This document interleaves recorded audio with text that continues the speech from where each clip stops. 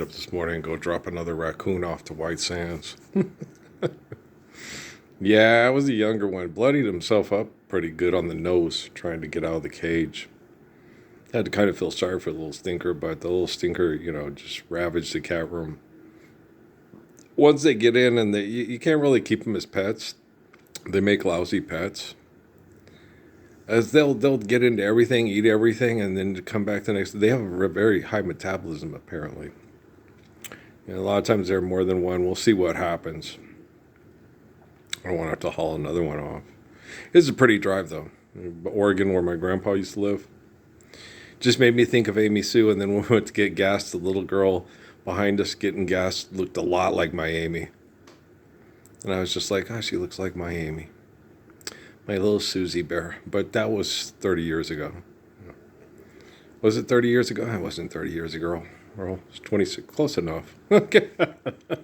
Seems like 30 years. We met in 1999. So, yeah. 26 years. That's almost 30 years, guys. It's closer to 36 to 30 than it is to 25. Yeah, it is. No, I'm just kidding around. But it's closer to 30 than 20. So once you go past 5, you're heading towards the next decade, right?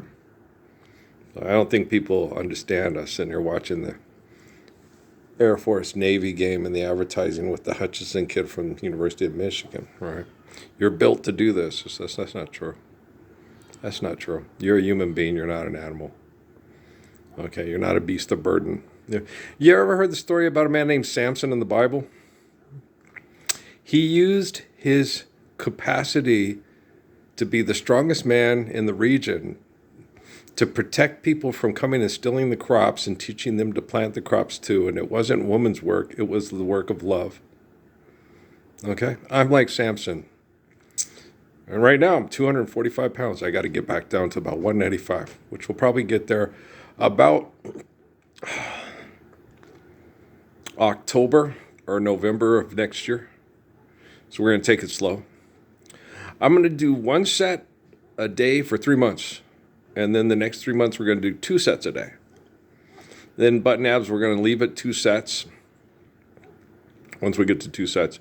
And then after March or April, whenever it is, when we get to 6 months, we'll do 3 sets a day. And I don't pyramid the weight. No, I just do the weights. I just go through them. I go through the motions. I do pyramid the weight in the sets, but I don't increase the weight once I do the sets. It's the focus and the repetition that keeps you healthy, not the excessive, I got to beat the other guy or he's going to beat me. Eventually, he's going to beat you because you're going to turn 40 and he's 20. I can dunk all on your ass at 20. Okay. At 40, okay, he can dunk on my ass. I remember Johnny, the guy who dated my mom, from ASU. My friends were making fun of him. He was 6'4". He was a baseball umpire at ASU. Okay, but he played basketball and football at ASU. And he said, no, I used to be able to take the ball and reverse dunk it. My friends were laughing. No, he was too fat. That's 20 years ago. I believe him. He's from ASU. He's an athlete from ASU. He's an alumni from ASU. He ain't gonna lie. This is Phoenix. Okay. He ain't gonna lie to you and tell you he could do it. You don't tell people that stuff if you work in the athletic department at Arizona State University. People are gonna no. It wasn't like Lavelle at Southwest Airlines that lied and told everybody he played basketball at Eastern Michigan and didn't know that the name of the team when he played there was the Fighting Huron. And then I had to tell him, if you're going to lie, you have to do your research. You don't want to end up like Jennifer Lopez on a second act, right? You know what I'm saying? If you're going to lie, do your research, right? If you're going to lie, know everything. But the thing about it, you still can't. Because you have to be in the place and you have to do the things and you have to produce credible witnesses like the guy that lost his job at Notre Dame. Okay. So you have to have credible witnesses. You have to have done what you said you did. Okay. I learned that right away when I told the story about Mitch in Panama and the reactions I got from the Army guys because I was trying to fit in at Fort Huachuca. And I just wanted to fit in, wanted them to respect me. And then I'm like, wait a minute. Wait a fucking minute. Okay. Who's the guy who stood up to the Hells Angels? Who's this guy who stood up to the Ku Klux Klan that ran the Sheriff's Deputy Department all by himself in 1984 in Las Cruces, New Mexico? Earl. Okay. Who's the guy who stood up to the Pentagon and told them they were wrong about the mass murdering the poor during Desert Storm at Pope Air Force Base while they were monitoring? Earl. Okay. I get all these guys, I'm trying to fit in. I was in a dangerous situation. And I was in more dangerous situation. I was in a more dangerous life or death situation with that biker at Safeway than most of the guys that go in with a Hercules gunship to mass murder the poor in Panama. Trust me. Okay. I was in a more life or death situation with a sheriff's deputy Ku Klux Klan member that would take me out in the desert and kill me and make it look like I was the cause of the crime. Okay, I've been in worse life or death situations than most special forces through junior high and high school. Me and Jim don't like it when people make fun of him, right? You know what I'm saying? So I've been counted on by more Native Americans, okay, than that asshole on the commercial with the Hutchinson kid. Okay, do you understand? You know, and that was by the time I was 14. Okay. So I don't want to fucking hear it. Jeremiah Johnson. I'm not an actor pretending to be something I'm not for money. I'm not having the grandpa for the Waltons bring a bear through the room. I ain't trying to hear that, see. No, I deal with coons. Got a lot of Lyndon Baines Johnson in close proximity. Okay.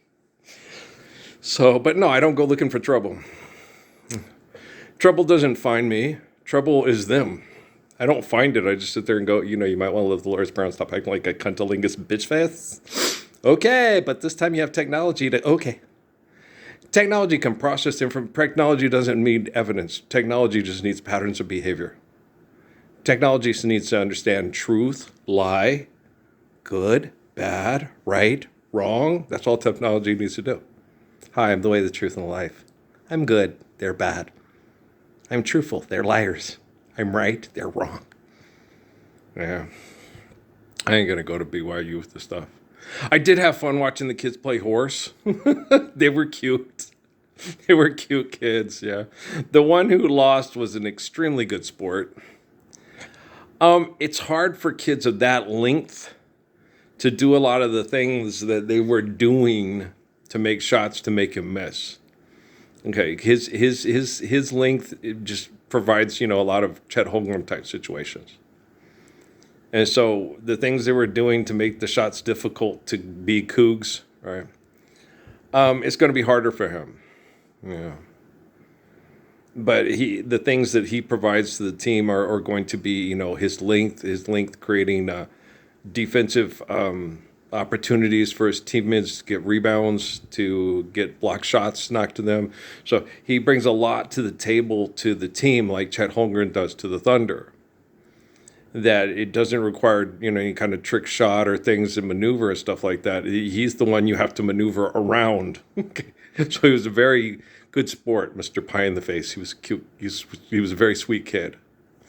Very kind kid, but he'll bring a lot to the table to the team. As I watched him, he's got a lot of Chet type qualities and stuff. He's a good ball player. Yeah, they're all good ball players, you know. But that's how they get when they, you know. Me, I'm not that type. You know, as far as a prankster, I'll joke around with you, but physical comedy's not my thing. It can end up getting somebody sick or, you know, get an eye infection or something, you know, so I don't do that kind of crap. What do? Is jokes, political social satire. You know, me and Brian Hall. Hey, you. Yeah, you. I know you. You're the one who killed my sister and raped my dog. That's a shame. That was a damn good dog. Now, every time someone comes over, he runs under the porch with his tail between his legs. Didn't even mention the sister. Social satire from ancient China. Haha. Okay, so me and Brian were... Oh, shit. We were stupid. They used to laugh. Me and Ooch. He's one of the best athletes in the history of my generation, yeah.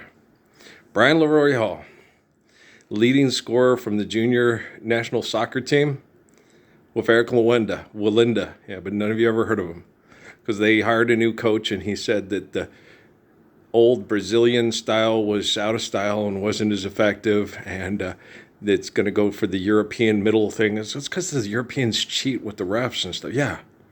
Okay. There's not much more effective than the little guy that can get under the defense, passes real well. Not to mention Lionel Messi. Brian Leroy Hall was faster than him, and Brian Leroy Hall had a 56 to 58 inch vertical leap. Okay, he could out jump and out header Cristiano Ronaldo. See, Cristiano Ronaldo was like 6'3", 6'4". Okay, you see Brian's 5'6", jumping up over him and heading the ball in. Pow! That's how good Brian was. Okay, and the coaches screwed him. And he could never get back into favor, and he was already on that team, so he was looking to go up in those amateur ranks and then go to the professional.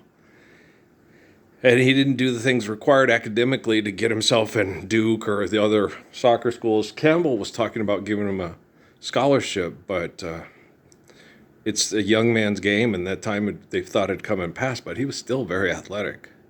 But Lomo told him he didn't put in the work. It's like, he didn't have to. He had a lot of those natural gifts. He would have put in the work. He just didn't have the proper motivation because there was so much abuse on him. And he didn't like the abuse, so he just quit.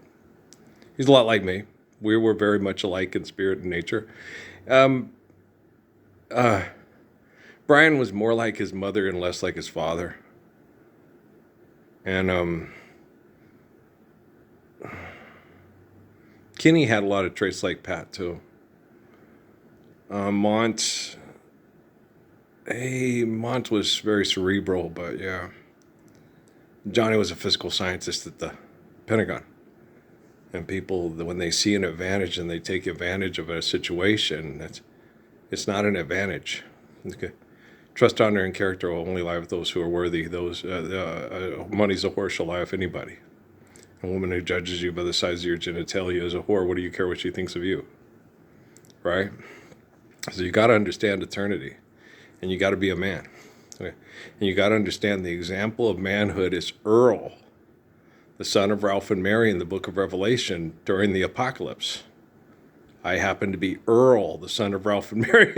So, I didn't invent this story. This story fulfilled itself.